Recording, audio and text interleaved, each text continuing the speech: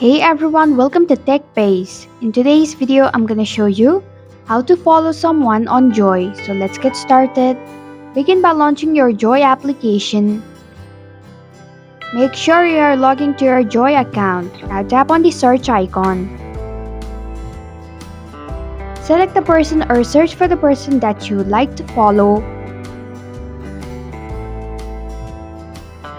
Once you are on the person's profile page, you'll be able to see follow button. Tap on it. And this is how you can follow someone on JOI. Thanks for watching TechBase. If you like this video, hit the like button and drop a comment with any questions or feedback. If you are new, subscribe and click the bell icon to stay updated on our future videos.